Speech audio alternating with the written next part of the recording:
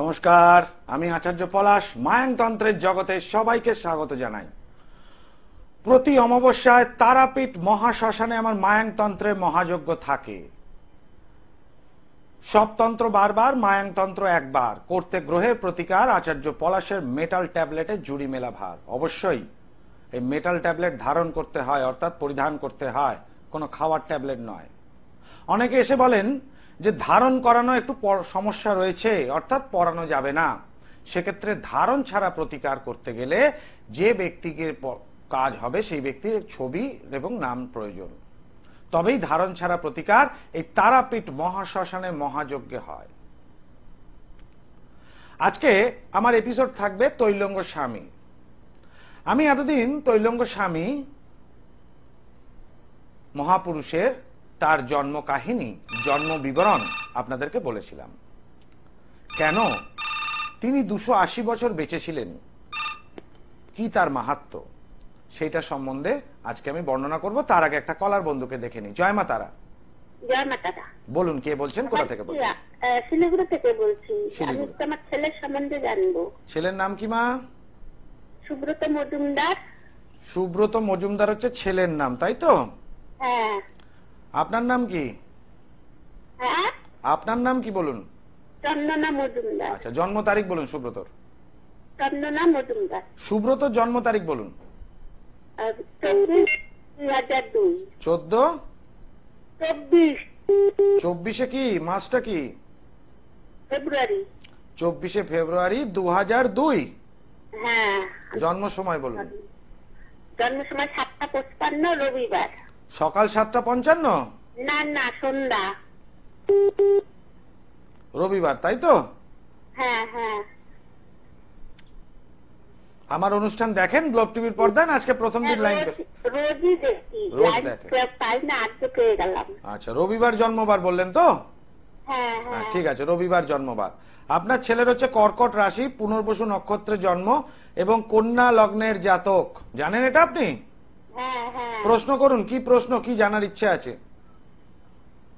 ছেলেটা কথা শোনে না। হ্যাঁ। কি কথা শোনে না? বাবা মার কথা শুনি না। বাবা মায়ের কথা শুনছে না? না। আচ্ছা, এটা কতদিন যাবত হচ্ছে? 1 বছর হ্যাঁ। না 3 মাস যাবত হচ্ছে? সত্যি করে বলুন। হ্যাঁ হ্যাঁ, 3 মাস থেকেই বেশি হচ্ছে। 3 মাস থেকে বেশি হচ্ছে। কি করে বললাম মা? তুমি শিলিগুড়ি, আমি কলকাতা স্টুডিও। আচ্ছা, আপনারটা তো দেখি বাবা, আপনি তো দেখতেছি, দেখে দেখে অভ্যস্ত হয়ে গেছে, কি করে জানলেন? ঠিক আছে।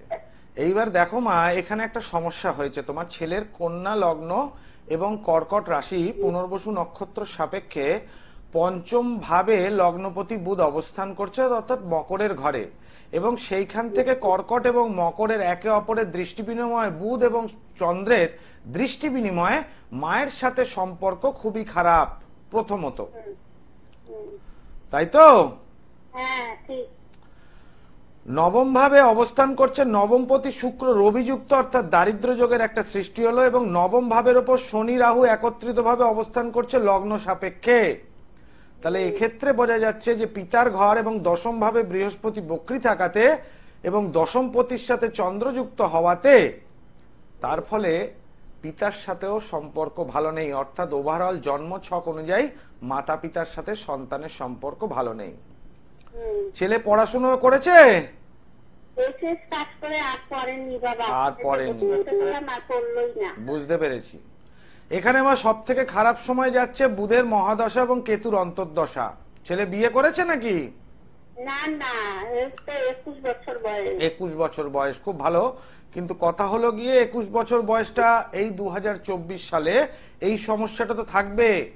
কারণ কেতুর দশায়, কেতু মনে রাখবে, কেতু গ্রহটা এমন একটা বিষক্রিয়াযুক্ত গ্রহ, সেই গ্রহের দশায় কোনো জাতক বা জাতিকার ভালো যায় না। এটা হচ্ছে প্রথম। দ্বিতীয়ত, ও লগ্ন সাপেক্ষে এবং রাশি সাপেক্ষে যথাক্রমে তৃতীয় এবং পঞ্চম ভাবে কেতু অবস্থান করছে। সুতরাং একটা খারাপ মেয়ের সাথে যোগাযোগ হয়ে প্রেম হতে পারে, পরে সেটা বিবাহে পরিণত হতে পারে। এর জন্য তোমাদের সাংসারিক অশান্তি বৃদ্ধি পাবে। এটার মা একটুখানি প্রতিকার দরকার আছে। এই 1টা বছর কিন্তু ছেলের জন্য ভালো নয়, খুব খারাপ। কেমন? আমি তো শিলিগুড়িতে বসি না মা, তো সেক্ষেত্রে তুমি একজন ভালো জ্যোতিষকে দেখিয়ে নাও, আশা করি ভালো ফল পাবে। কেমন? আমার সঙ্গে যোগাযোগ করতে গেলে অনলাইন বা কলকাতা বা তারাপীঠে আসতে হবে মা। কেমন? জয় মা তারা। আরেকটা কথা, ওকে কি কেউ কিছু করেছে? ক্ষতি করার কাজ একটা করা আছে মা ওর ওপর, কারণ কেতুর দশায় প্রত্যেকটা ব্যক্তির এই ক্ষতি করার কাজটা খুব তাড়াতাড়ি গায়ে লাগে।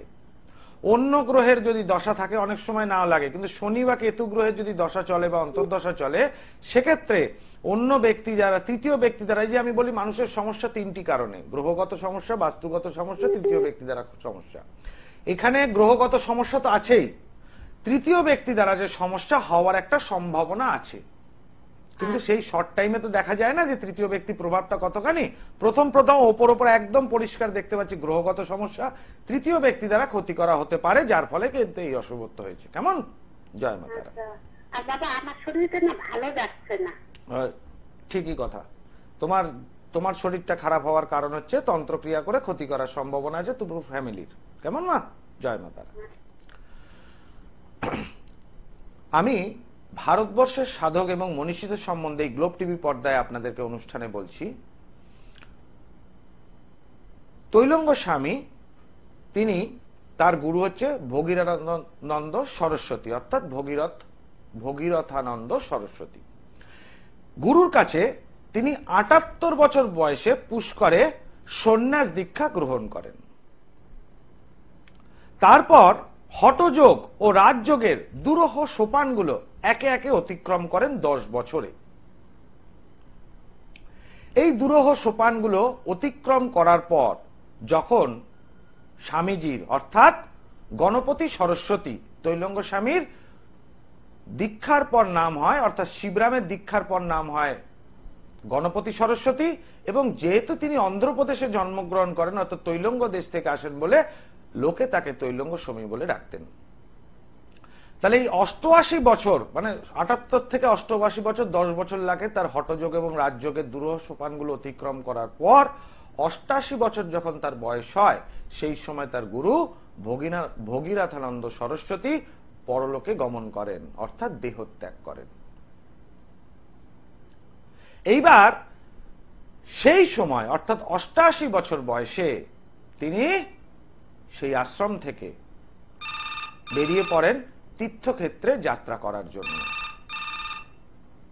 এইবারই আসল রহস্য লুকিয়ে রয়েছে যে কেন এই তৈলঙ্গ স্বামীকে মহাপুরুষ বলা হয়। জয় মা তারা। জয় মা তারা। বলুন। জয় মা তারা।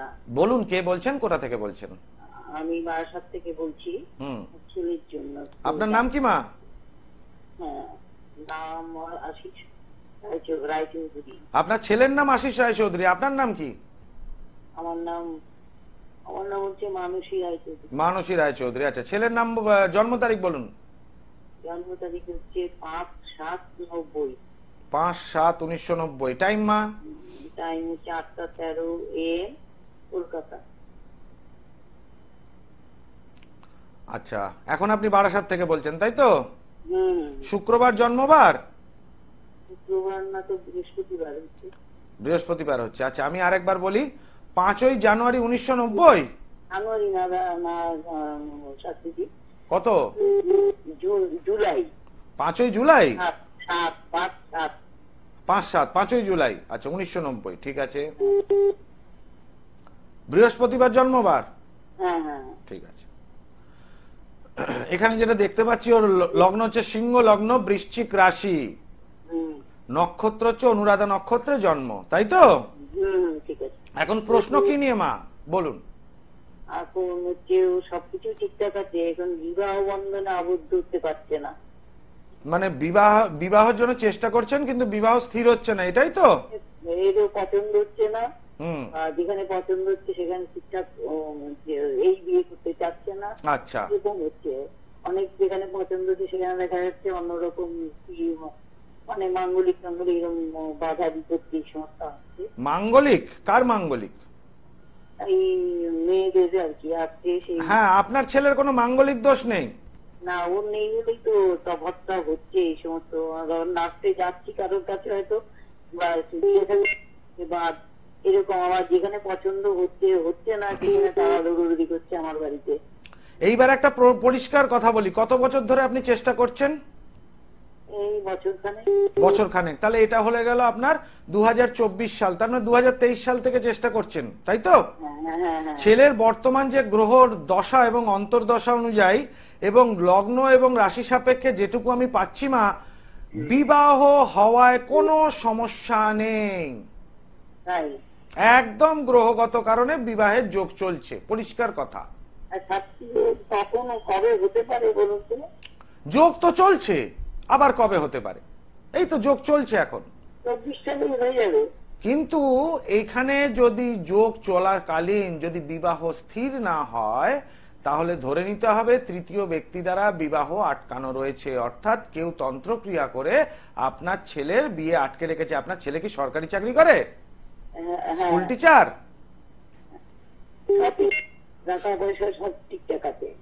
বলছি সরকারি চাকরি করে, ও কি স্কুল টিচার?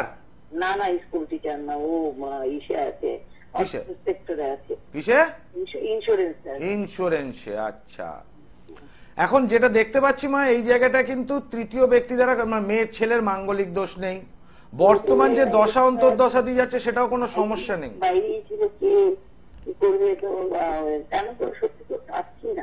বুঝতে পেরেছি মা, এর জন্য তো আসতে হবে, গুপ্ত শত্রু দ্বারা ক্ষতি হওয়ার সম্ভাবনা আছে। ব্যারাকপুরে পাবে, বারাসাতের কাছাকাছি, কলকাতা শ্যামবাজার অথবা ব্যারাকপুরে পাবে। কেমন মা?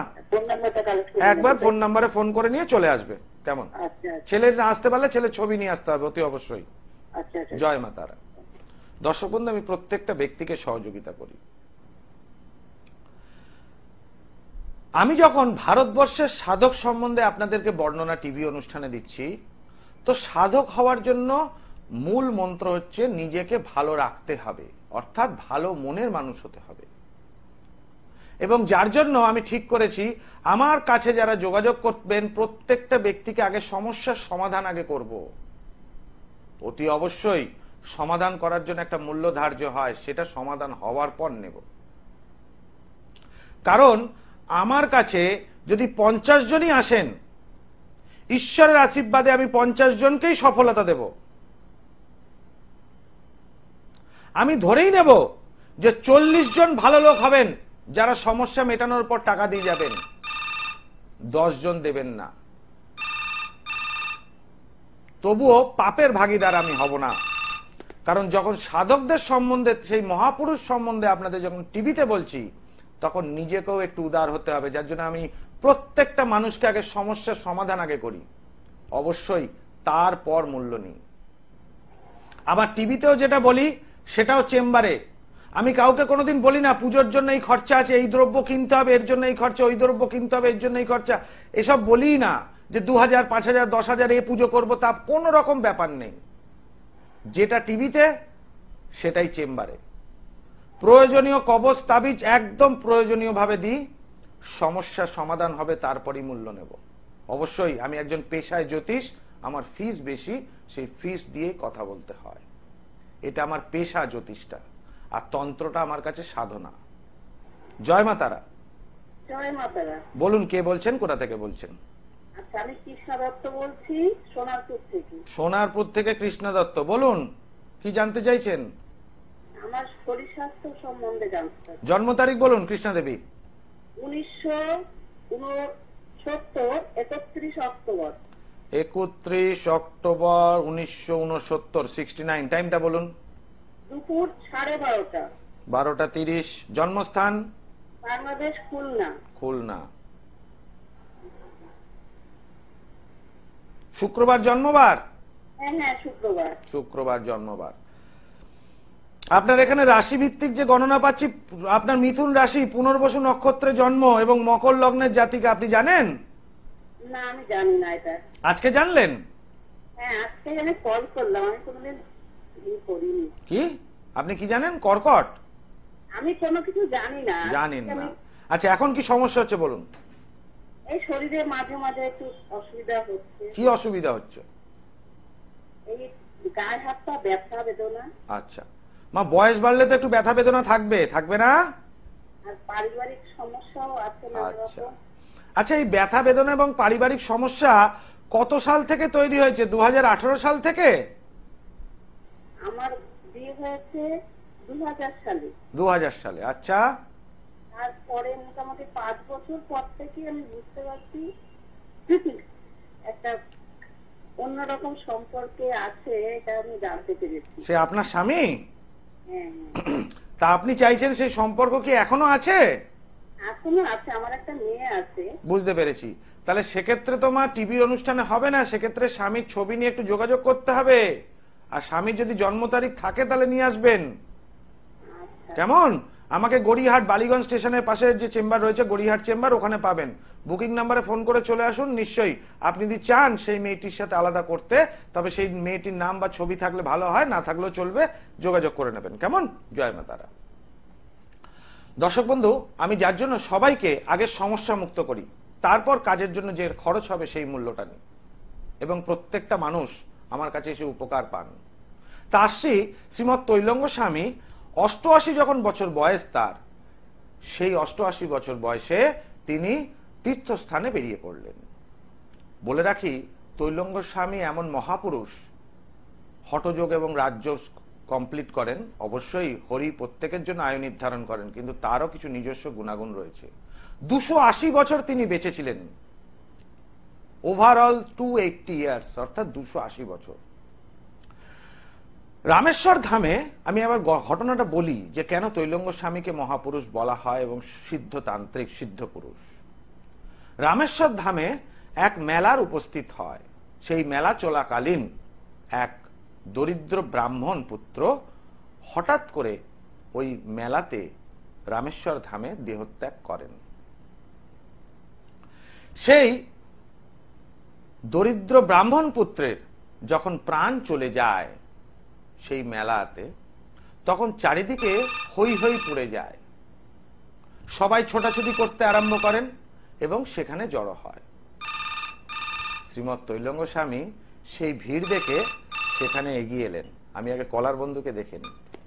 জয় মা তারা। জয় মা তারা স্যার, আমি হালিশহর থেকে বিক্রম চ্যাটার্জি ফ্রম হালিশহর, তাই তো? হ্যাঁ, বলুন কি জানবেন বিক্রম বাবু? আমার কাজকর্ম সম্পর্কে জানতে চাই, কেরিয়ার সম্পর্কে। জন্ম তারিখ বলুন। জন্ম তারিখ হচ্ছে 1997, 21 অক্টোবর। 21 অক্টোবর 1997। টাইম বলুন। টাইম হচ্ছে দুপুরবেলা 2:41। জন্মস্থান কোথায়? হালিশহর? হালিশহর। আচ্ছা, উত্তর 24 পরগনা তো? হ্যাঁ। আমার অনুষ্ঠান কি আজকে প্রথম দিন, না আগে দেখেছেন? না, আমি অনুষ্ঠান দেখি। দেখেন? কখন হয় বলুন তো গ্লোব টিভিতে? গ্লোব টিভিতে 5:55 হয়। বাহ, একদম প্রতিদিন 5:55। কেন? সাধক রামপ্রসাদ শেষ হবে বা দিদি নাম্বার 1 শেষ হবে, সরাসরি গ্লোব টিভিতে চলে আসবেন, তাই তো? হ্যাঁ।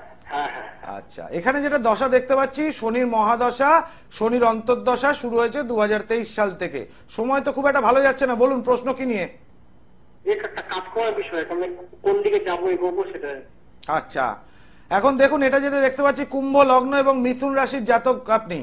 লগ্নপতি শনি বক্রী অবস্থায় দ্বিতীয় ভাবে আছে এবং লগ্নের ওপর কেতু অবস্থান করছে দ্বাদশ ভাবে বৃহস্পতি। আপনি কি কোনো ব্যবসা করতে গিয়ে টাকা নষ্ট করে ফেলেছেন?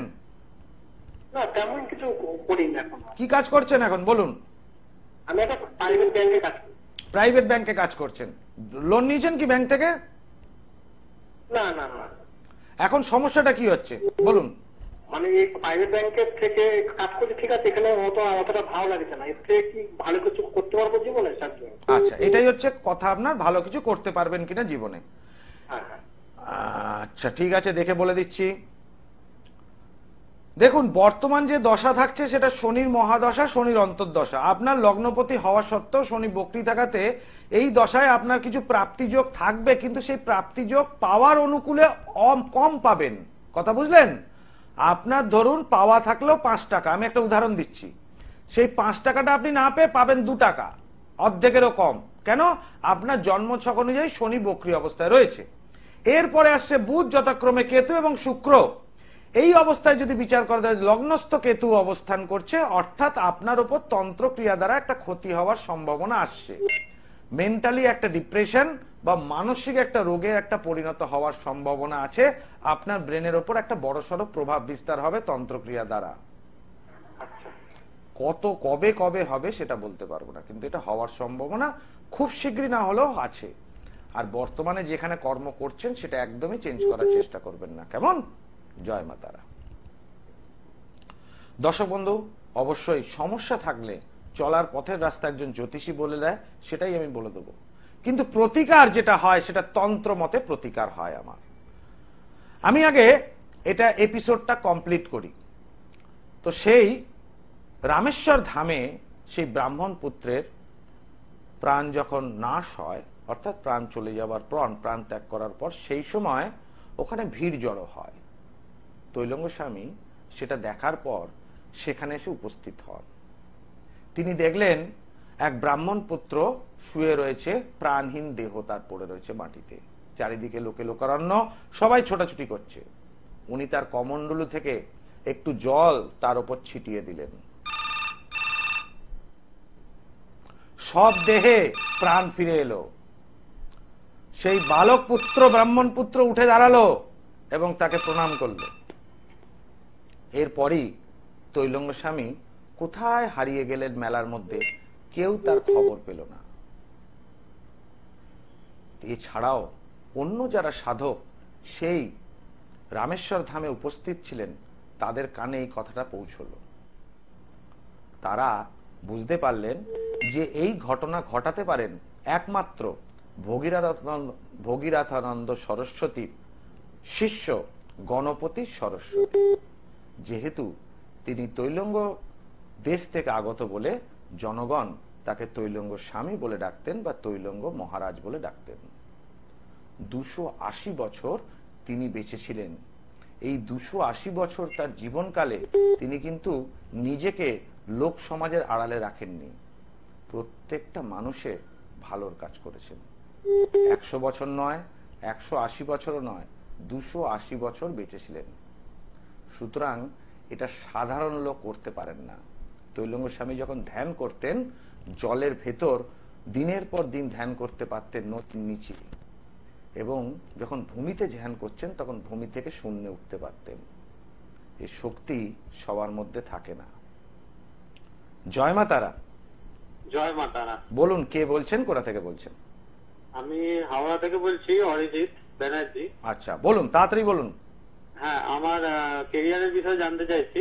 অরিজিৎ ব্যানার্জি, হাওড়া থেকে, তাই তো? হ্যাঁ হ্যাঁ হ্যাঁ হ্যাঁ। জন্ম তারিখ? 22 জুলাই 1995।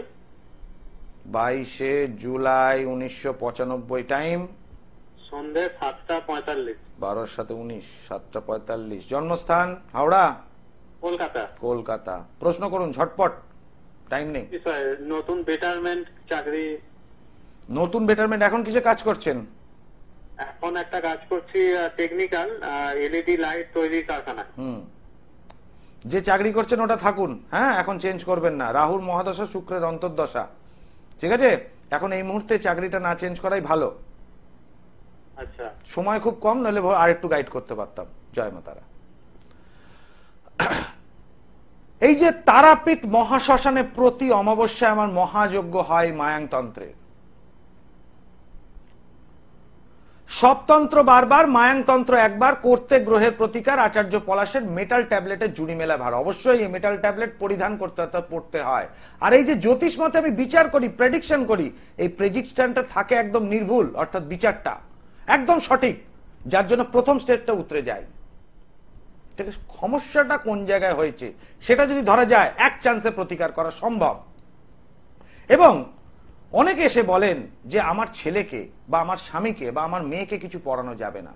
তাদের জন্য একটা কথা, ধারণ ছাড়া প্রতিকার, শুধু ছবি আর নাম লাগবে। অবশ্যই তাকে সমস্যা মুক্ত করা যাবে। একজন সাধক হতে গেলে ভালো মনের মানুষ হতে হবে। সেই সাধকের পরিচয় দেওয়ার চেষ্টা করছি মাত্র আপনাদের সামনে, এবং ভারতবর্ষের যত সাধক রয়েছে তাদের সম্বন্ধে আপনাদেরকে তুলে ধরবো। এই গ্লোব টিভির পর্দায় তুলে ধরবো তাদের জীবন কাহিনী এবং কেন তারা সাধক হলেন, তাদের মধ্যে কি এমন জিনিস ছিল। চেষ্টা করব সবাইকে ভালো রাখতে, সুস্থ রাখতে। আজকে এখানেই বিদায় নিচ্ছি। ওং সর্বমঙ্গল মঙ্গলে শিবে সর্বার্থ সাধিকে শরণ্যত্রম্বকে গৌরী নারায়ণী নমস্তুতে।